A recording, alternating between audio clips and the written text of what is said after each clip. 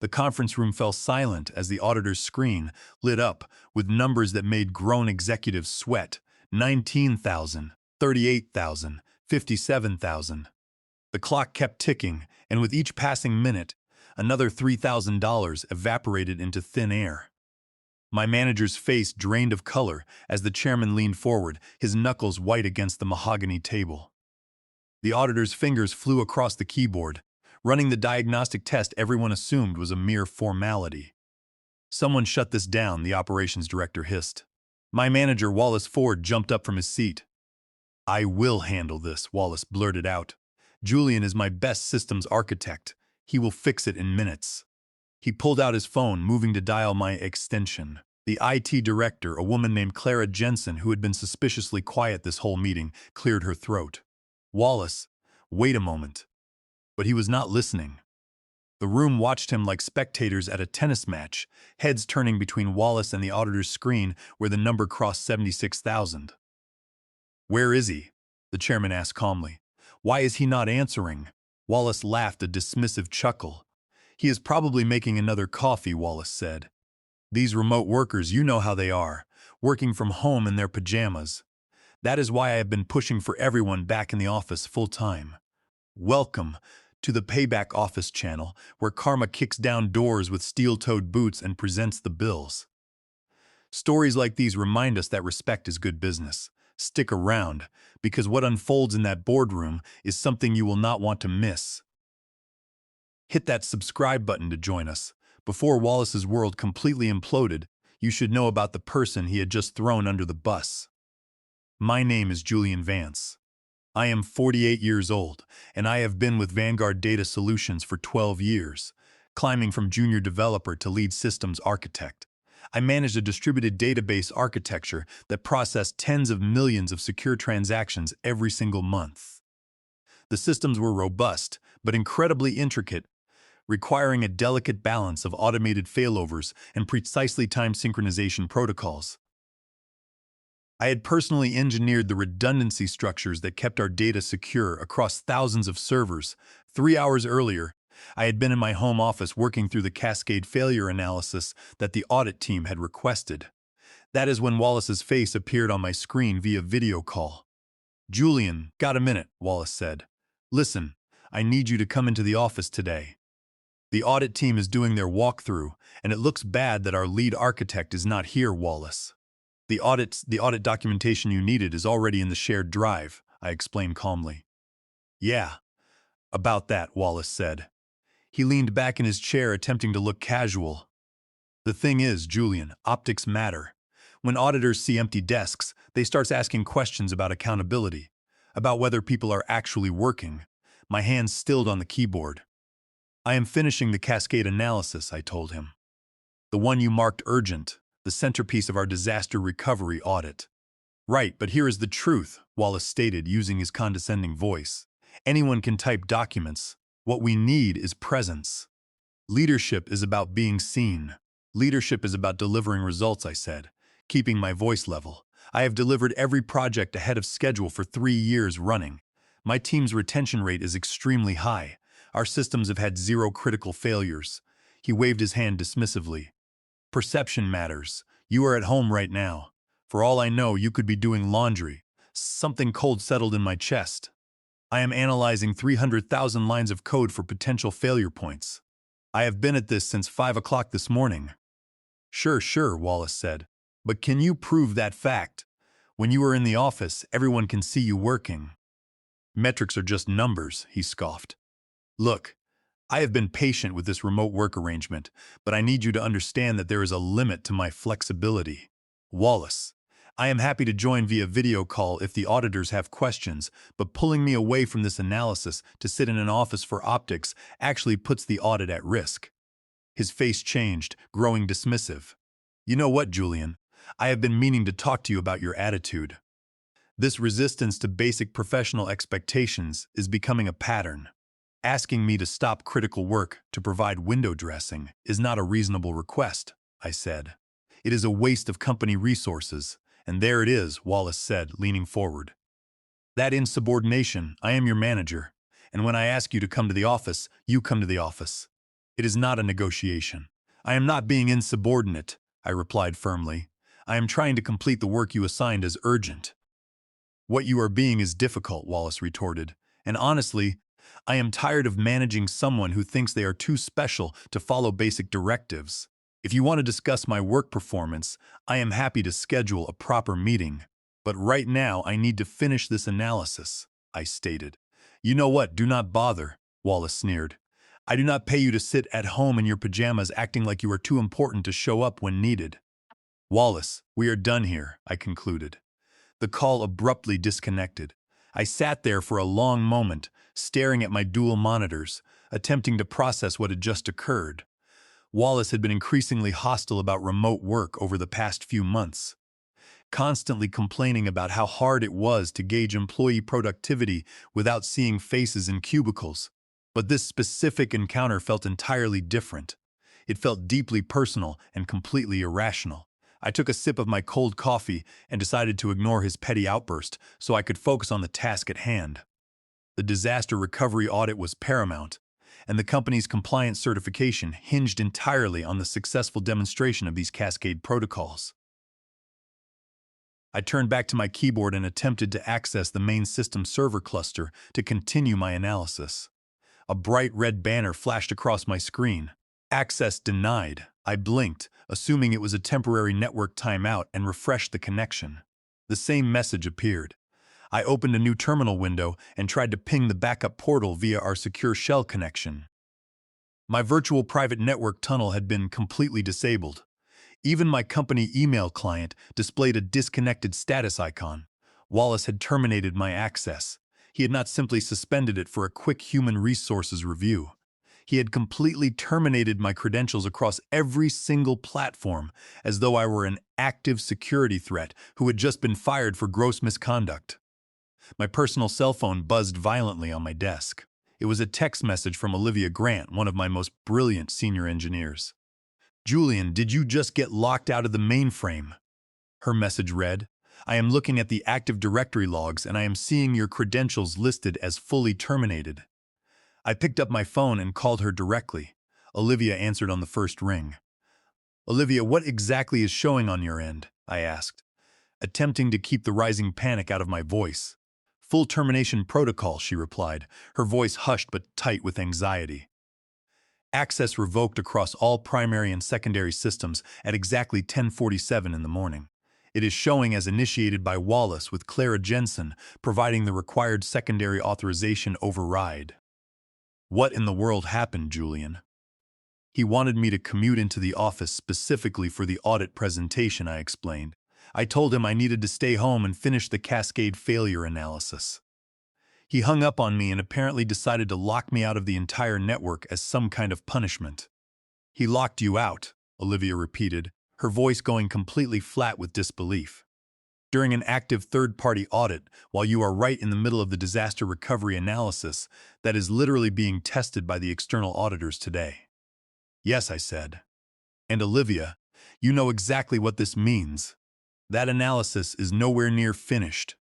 You are the only person who knows the full architecture of the new redundancy loops, she said, her breath catching slightly. If they decide to run the live failover test without those protocols fully mapped. I know, I interrupted, my stomach sinking rapidly. Olivia, I need you to call Wallace immediately. You have to tell him this is completely insane. The system is absolutely not ready for a live failover test without the cascade protocols properly documented and securely loaded into the root directory. I will try, Julian, but you know how he operates, she said, exhaling sharply. He refuses to listen to anyone who sits below the director level. This is genuinely, terribly bad. She was not wrong. I had spent 12 full years intimately understanding every hidden connection, every legacy dependency, and every potential failure point. Wallace had spent exactly 10 weeks as our regional manager, and falsely believed he understood the network architecture, simply because he could read a colorful organizational flowchart. I ended the call with Olivia and tried calling Wallace's direct office line. The automated system sent me straight to his voicemail. I tried calling Clara Jensen in the information technology department, but there was no answer. I even attempted to reach my skip-level manager, Simon Foster, the vice president of engineering, but his assistant informed me he was currently locked in a mandatory executive meeting. I was effectively gagged and bound, while watching someone light a match inside a fireworks factory. So I did the only thing I legally and practically could do.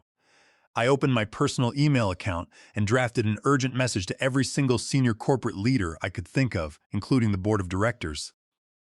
Urgent notice. Critical audit risk due to incomplete disaster recovery protocols. The email was strictly professional, meticulously factual, and detailed exactly what catastrophic financial and operational damage would occur if they permitted the auditors to run the live failover test without the completed cascade analysis. I cited our internal governance policies and the potential violation of fiduciary duty if management proceeded with a test they knew was improperly prepared. It was not a pleasant email to read, but it was absolutely necessary.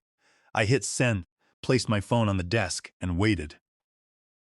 My wife Sarah walked into the room 20 minutes later.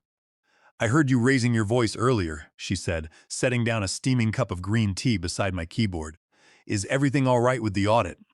Wallace terminated my system access, I told her flatly. Her eyebrows shot up in shock. I explained the entire ridiculous situation to her.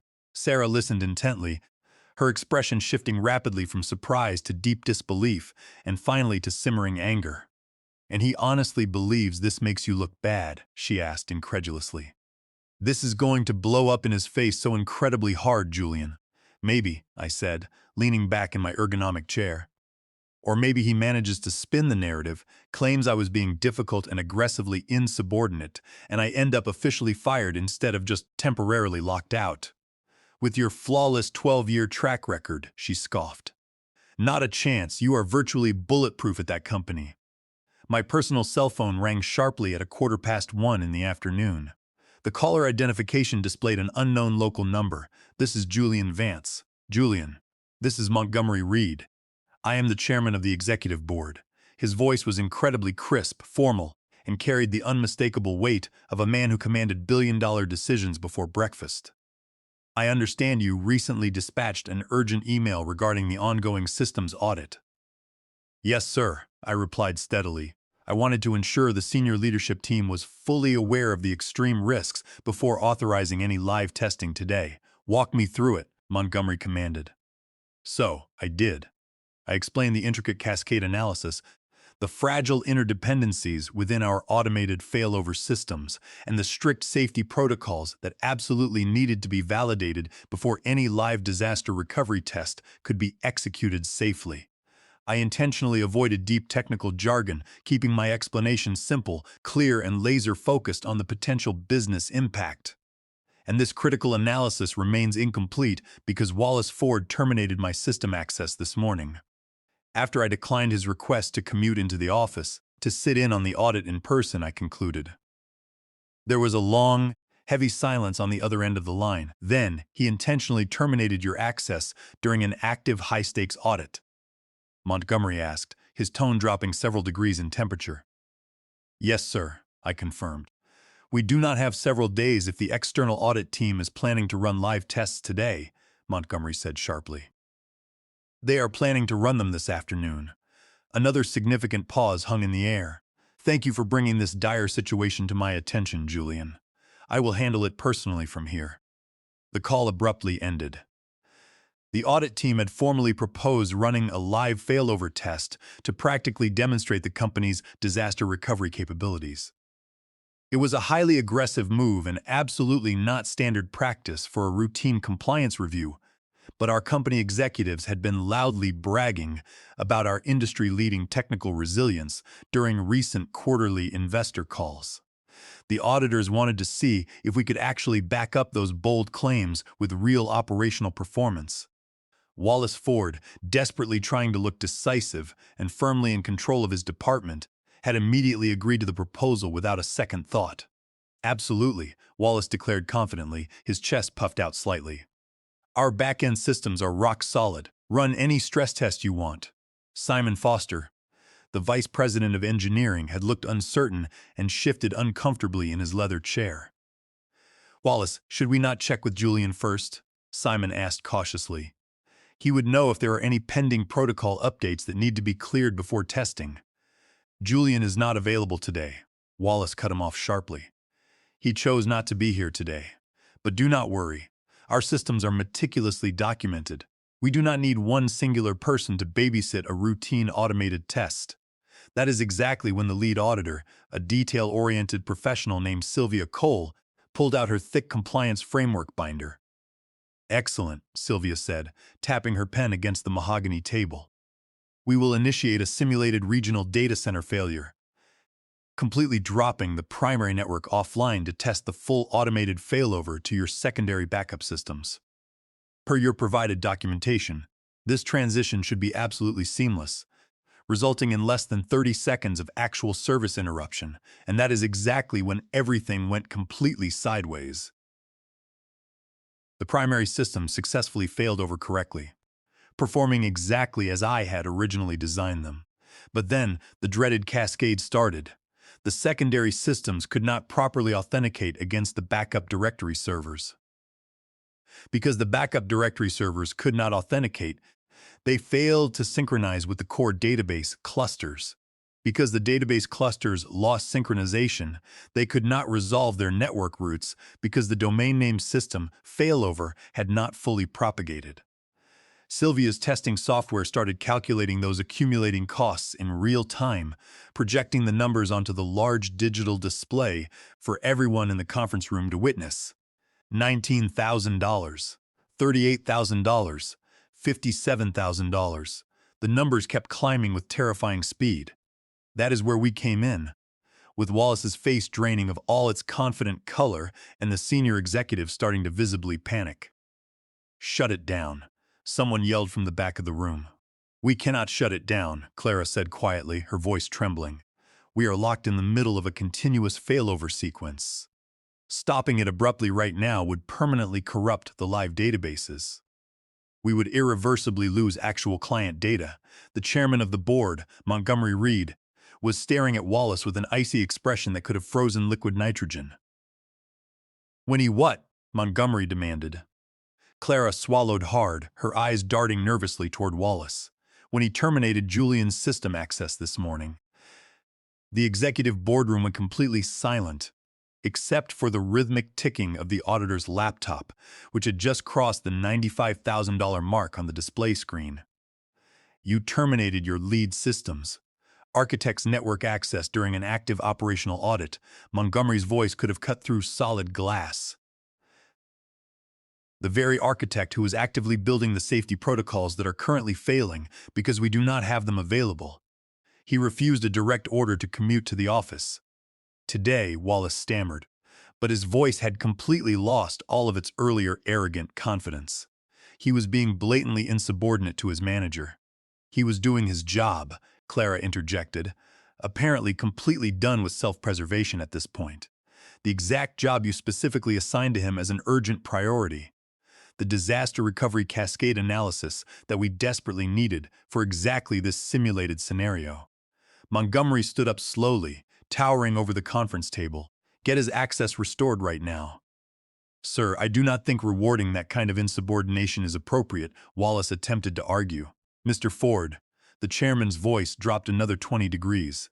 "In the last 90 seconds, this corporation has lost $114,000 simply because you fired the one individual who could have prevented this exact disaster.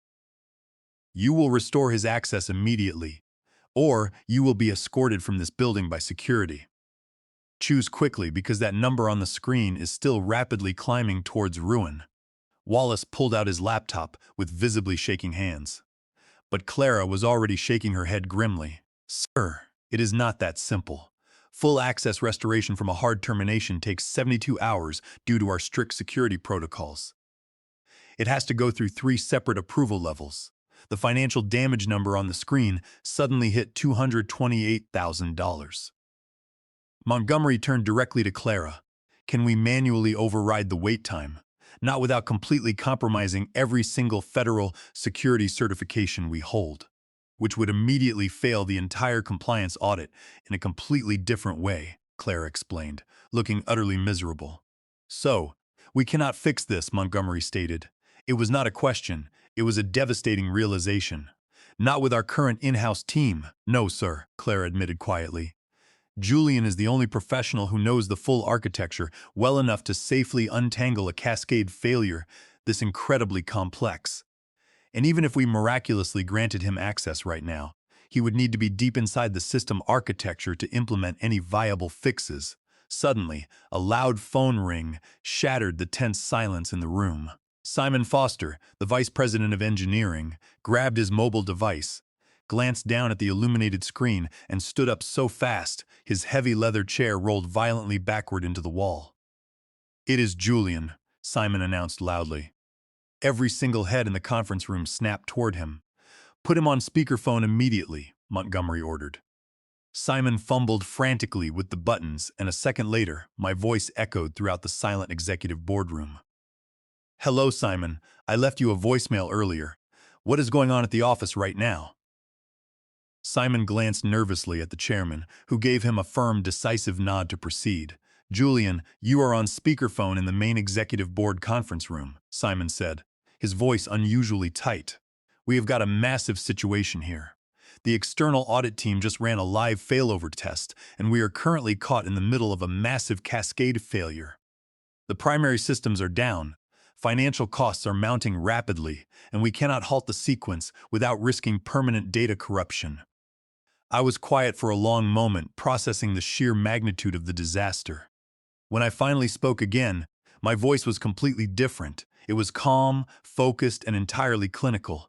"Who explicitly authorized a live failover test without the cascade protocols fully implemented?" I asked sharply.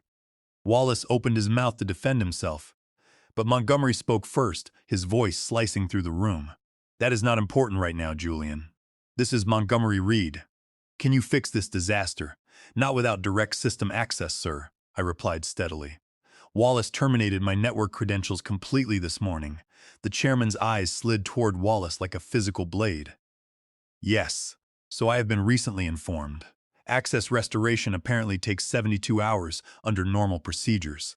For full, unconditional restoration, yes," I confirmed over the speakerphone. "But there is a technical workaround if Clara is willing to do some highly creative interpretation of our security protocols." Clara leaned forward over the conference table, her voice desperate. "I am listening, Julian. Tell me what to do right now. Create a temporary audit observer account for me," I instructed rapidly. "Give it read-only access to all primary systems. Technically, this does not violate any security protocols because it is specifically designated for authorized audit purposes, which this situation definitely is." I paused to let her process the command while her fingers flew across her keyboard. "Then," I continued, "you need to grant that temporary observer account emergency override privileges under the specific disaster recovery clause outlined in our Central Security Framework.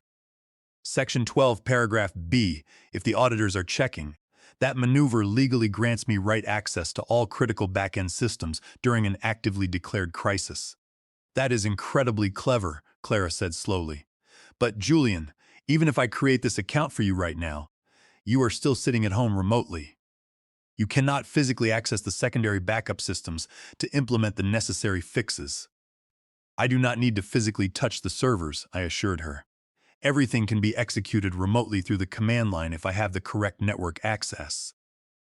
"But, Clara, I need everyone in that room to understand something right now. If I do this, if I start making direct changes to live production systems during an active cascade failure, there is a significant chance I make the situation temporarily worse before I can make it better. There is a chance I cannot fix it at all." The red numbers on the auditor's digital screen aggressively rolled past $342,000. "Do it," Montgomery ordered decisively. "Clara, give him whatever access he needs immediately." Clara swiftly created the account and walked me through the complex credentialing process. I pulled up 6 different black terminal windows on my dual monitors, started tracing the digital cascade failure through the raw system logs, and began talking out loud so the entire boardroom could follow exactly what I was doing. "Okay," I announced, scanning the rapid scroll of text. "The initial failover sequence actually worked correctly. That is exactly what I expected. The fatal cascade started because the backup authentication servers could not properly synchronize the user credentials.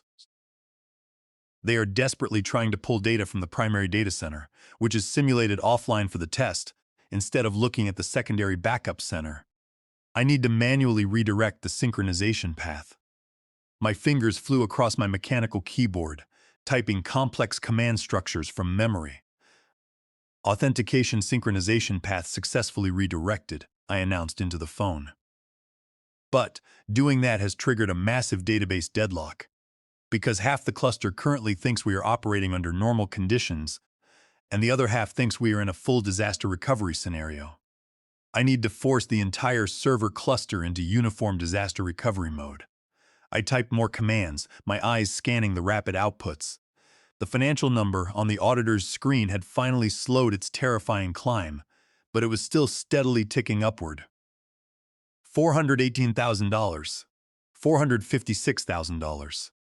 Database cluster successfully synchronized, I reported. Now, we have to handle the network routing. This is the truly messy part. The domain name system records have not propagated yet because the automatic failover protocol assumes a 30-minute window. We obviously do not have 30 minutes to wait. I am going to manually flush the cache across all edge servers and force an immediate forced propagation. Is that safe? Simon asked nervously from the conference room. Safe, I scoffed lightly. Absolutely not. It is going to cause about 12 seconds of complete total service interruption across the entire network, but it is vastly better than the slow, agonizing death we are currently experiencing. I paused, taking a deep breath. Is everyone ready? I did not wait for an answer from the board. I executed the final command string. In the conference room, Sylvia's auditor laptop flickered wildly. The terrifying cost counter disappeared entirely, leaving a blank screen, then slowly came back online and finally stabilized. Service interruption complete, I announced, wiping a bead of sweat from my forehead. Our internal monitoring systems should now show all services returning to normal operation in disaster recovery mode. Can someone in the room confirm that operational status? Confirmed, Clara said, her voice shaking violently with profound relief. All system lights are green. The failover is officially successful. Sylvia, the lead auditor, was typing rapidly on her own machine, verifying the metrics. Total operational downtime, 54 minutes, Sylvia reported to the room. Total calculated financial cost, $580,000. But that is the simulation cost, not actual lost revenue, since this was a controlled audit test. She looked up at the silent executives. Though I must state for the official record it was not very controlled at all. No, Montgomery said dryly, staring directly at Wallace. It absolutely was not. He turned his attention back to the speakerphone. Julian, thank you. That was truly exceptional technical work under immense pressure. Just doing my job, sir, I replied, my adrenaline finally beginning to slowly fade away, though I strongly recommend we do not authorize any more live failover tests until those CASC protocols are completely finalized and implemented. Agreed, Montgomery said. How long would that take you to complete securely? If I can work continuously without petty interruptions, 3 days to finish the structural analysis, 2 more days to implement and test it properly. 5 business days total, I estimated confidently. You have them, Montgomery declared without hesitation. Whatever resources you need, clear it directly with Simon. Thank you, sir, I said. I hesitated for a moment. What about my system access? It will be fully restored immediately, Montgomery stated firmly. Clara, I do not care about the 72-hour restoration protocol. Make it happen in 72 minutes. He paused. And Julian, take tomorrow off, fully paid. You have certainly earned it.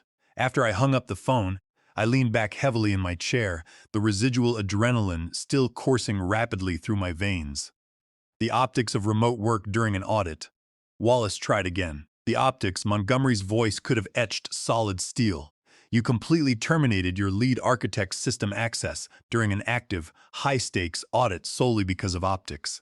And by doing so, you deliberately created a volatile scenario where we catastrophically failed a disaster recovery test and accrued over $500,000 in simulated financial losses. I could not have possibly known they would demand to run a live test, Wallace pleaded defensively. You knew we were being formally audited on our disaster recovery capabilities, Montgomery countered sharply.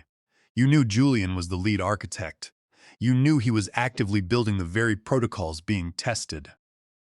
Montgomery leaned forward, planting his hands firmly on the table. What you clearly did not know, apparently, is how to effectively manage highly specialized technical talent, or how to control your fragile ego when someone rightfully questions your extremely flawed judgment the following Monday.